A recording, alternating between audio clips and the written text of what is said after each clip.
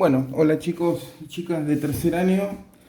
Vamos a continuar. Este es el video 57. Quiero explicar un tema que para mí es muy importante que lo tengan, que lo puedan llegar a comprender, que puedan ver el video y que puedan entender todas las características de este contenido, de estos temas que voy a explicar hoy. Estos elementos sí que son nuestros actuadores. En realidad yo les enseñé, son generadores obviamente de fuerza. Van a tomar al aire comprimido y generan esfuerzo mecánico.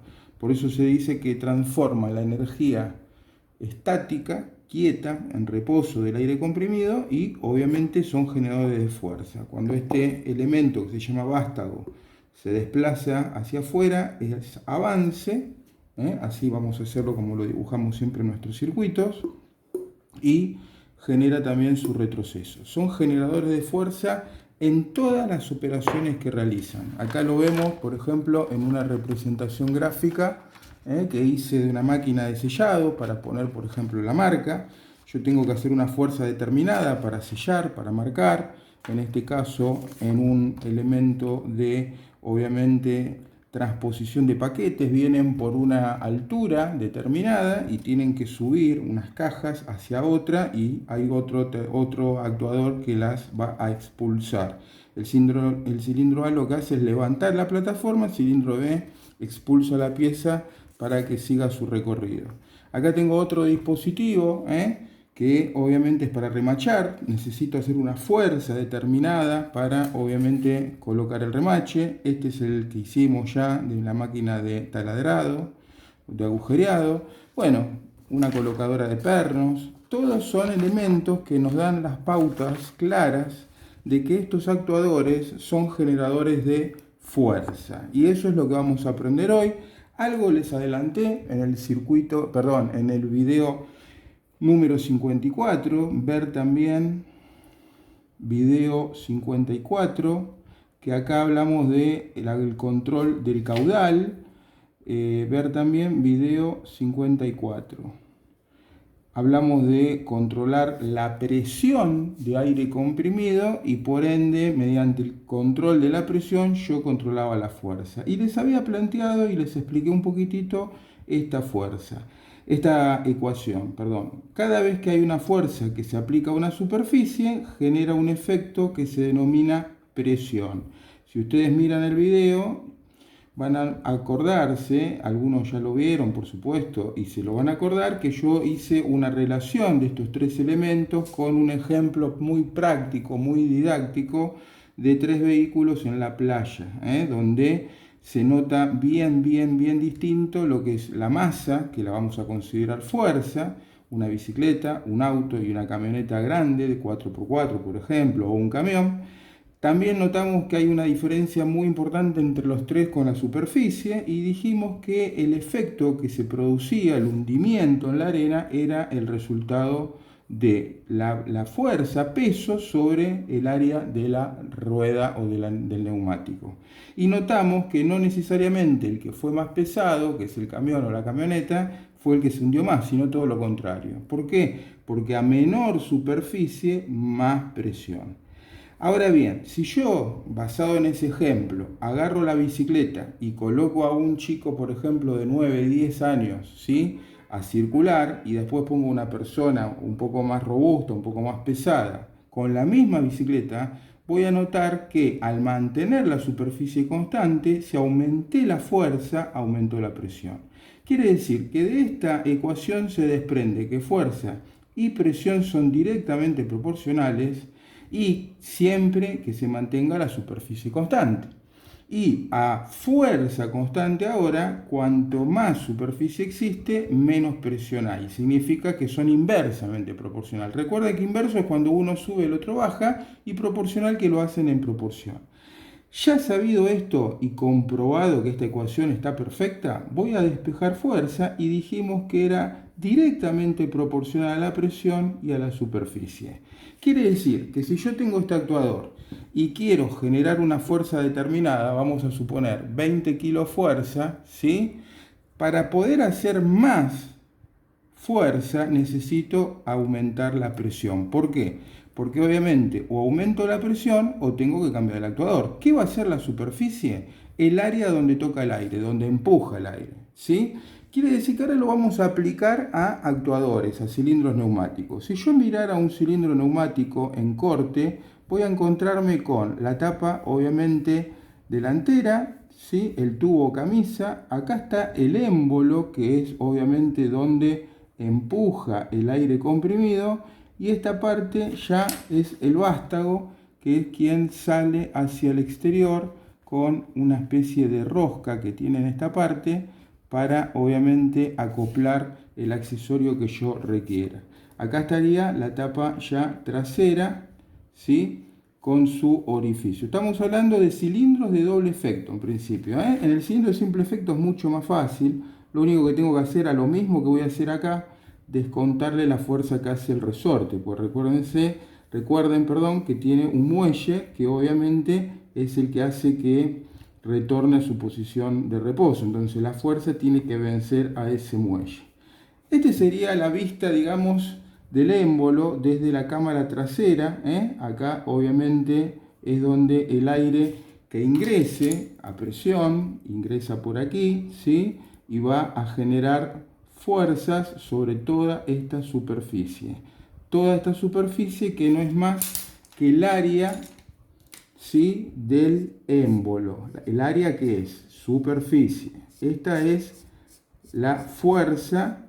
Estamos calculando la fuerza que hace en el avance. Por eso nos vamos a dar cuenta, chicos, ¿sí? Que hay dos fuerzas, en realidad, que van a ser diferentes. La fuerza de avance, con A minúscula, que va a ser esta, la que se genera cuando el vástago salga. Y si yo mirara el vástago ahora, el cilindro en corte, pero del otro lado, de la otra tapa o de la otra cámara, me voy a encontrar ahora con esta imagen o esta vista que yo le estoy haciendo en perspectiva. Acá estoy con el émbolo. Vamos a ver acá. Ahí. Acá obviamente sale el vástago y acá está obviamente la parte de la rosca ya afuera. Acá estaría la tapa delantera. Ahí está. Fíjense entonces, cuando el vástago retrocede, este movimiento que hace, lo voy a llamar fuerza de retroceso, R minúscula, fuerza de retroceso. Entonces, vamos a poner acá, fuerza sub A, fuerza de avance, fuerza de avance. Y ahora vamos a ver, chicos, por qué hay dos fuerzas, por qué no es la misma. Ustedes dirán, pero si el actuador es el mismo, ¿cómo puede ser que sean diferentes los valores? Y es muy fácil, chicos, ¿sí? Obviamente es sentido común y saber un poquitito de la aplicación de la fórmula que estamos viendo. Si yo digo que la fuerza, ahora aplicado al cálculo de fuerza en cilindros neumáticos, vamos a tener presión es igual a la presión por la fuerza por esta letra R que ahora les voy a explicar qué es. Ahora bien, si yo quiero calcular esta superficie, presión es igual a presión por, perdón chicos, superficie por R. Ustedes fíjense, ¿qué opinan ustedes? La superficie cuando el vástago tiene que avanzar, ¿es igual a la superficie cuando el vástago tiene que retroceder? Fíjense lo que es la superficie en el retroceso. Yo tengo esta área ahora, ¿sí? El vástago me está descontando área. Esta es la superficie de retroceso. Esto es superficie de avance. Y esto es superficie de retroceso.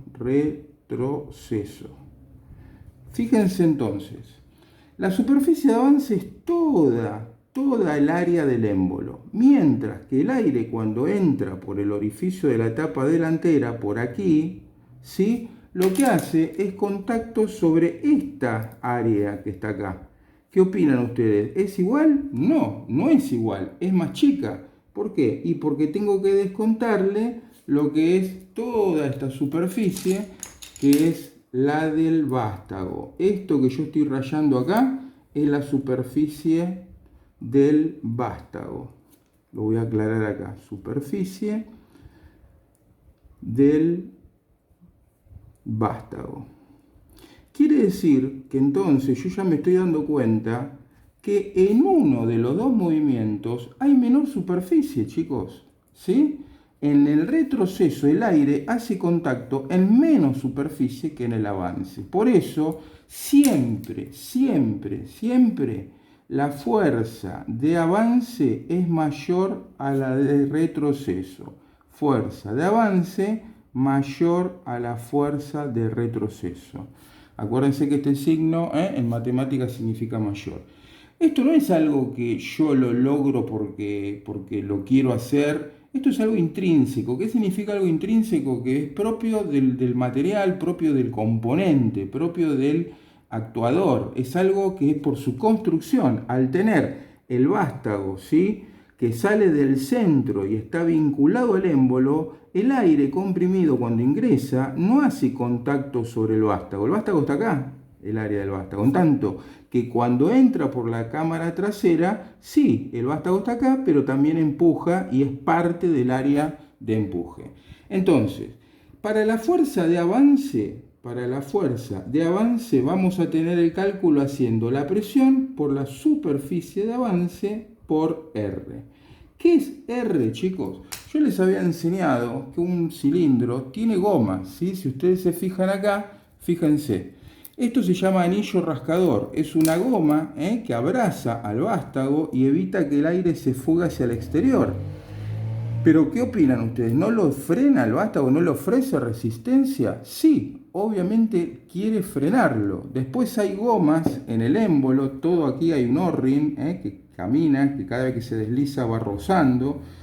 Hay juntas y gomas por todos lados para que se evite la pérdida. Acá está el anillo rascador de este cilindro.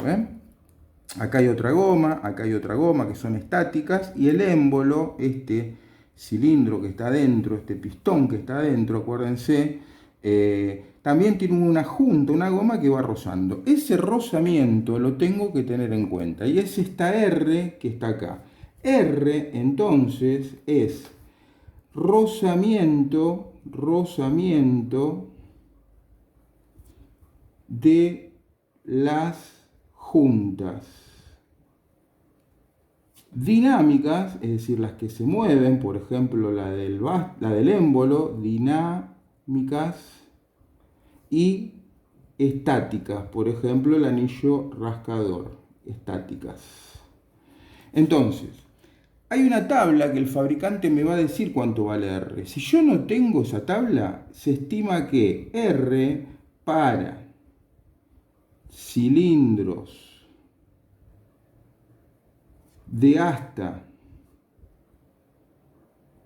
40 milímetros de diámetro es igual a 0,85.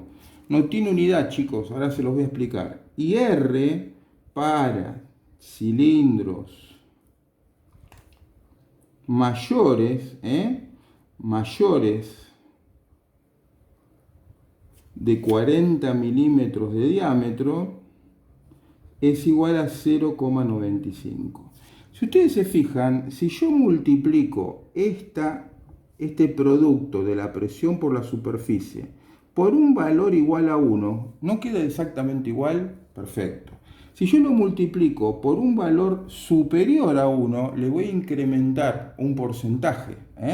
Por ejemplo, si yo lo multiplico por 1,21, le estoy agregando el 21%. Si yo lo multiplico por un valor menor a 1, como es en estos casos, le estoy quitando, le estoy descontando, que es exactamente lo que generan las gomas. Las gomas lo que van a hacer es quitarle fuerza. Yo lo tengo que tener en cuenta porque si no, no va a ser la fuerza real la que haga si yo hago el cálculo y no lo tengo en cuenta al rozamiento. Si yo lo multiplico por 0,85 le estoy quitando ¿cuánto? El 15%. Quiere decir que de la fuerza real, ¿sí?, que es mentira, el cilindro pierde un 15% por las gomas que tiene internas, que lo van a tender a frenar el rozamiento. En tanto que en este cilindro, por ejemplo, que es mayor, de 40 milímetros, solamente pierde ¿cuánto? El 5%.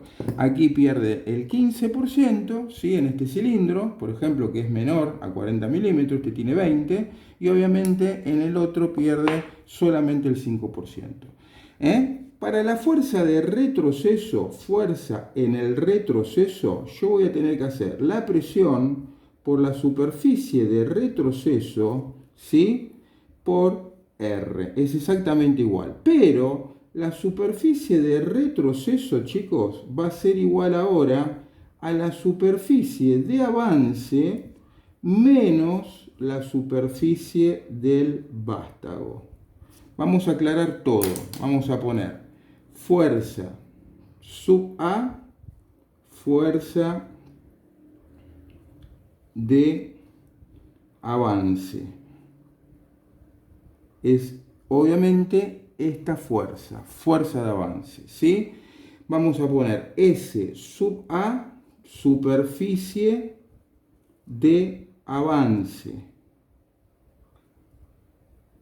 que es igual a la superficie del émbolo. Acuérdense, de toda el área, el émbolo es esto, chicos, recuerden, esta parte cilíndrica es el émbolo, el pistón, toda el área mayor. Vamos a poner R, rendimiento por rozamiento. Si tienen la tabla del fabricante, se fijan, por lo general ronda de las gomas, vamos a ponerles acá, de las juntas. Vamos a poner ahora fuerza F sub R, fuerza de retroceso. Vamos a poner S sub R, superficie de retroceso, y acá acuérdense, no es igual a la de avance, porque el aire comprimido no toca, no empuja a la superficie del vástago. Vamos a poner aquí abajo, ¿sí?, el R es el mismo, no lo ponemos, y superficie, B corta, superficie del vástago. ¿Sí? Entonces, chicos, acá tenemos todos los elementos para poder ya hacer un ejercicio. En el próximo video, en el video 58, voy a hacer ya un ejercicio para que no sea tan largo este video, con datos. Vamos a calcular la fuerza que hace este actuador, ¿sí?, para que ustedes se den cuenta cómo se hace. Recuerden, una síntesis. La superficie de retroceso es igual a toda la superficie del émbolo menos que la superficie del vástago, esta superficie chiquitita. ¿Es mucha la diferencia? No, no es mucha, porque fíjense que el vástago no es tan grueso de diámetro, ¿sí? Tengo que calcular esta área esta área que estoy cuadriculando acá, tengo que calcularle para restársela a la superficie de avance. Pero siempre cuando hagan un cálculo, la fuerza de avance es mayor que la fuerza de retroceso. Y esto se dan cuenta, si yo les preguntara a ustedes en la puerta del colectivo, cuando la puerta está cerrada, el vástago está así, chicos, afuera. Cuando el chofer abre la puerta, hace esto.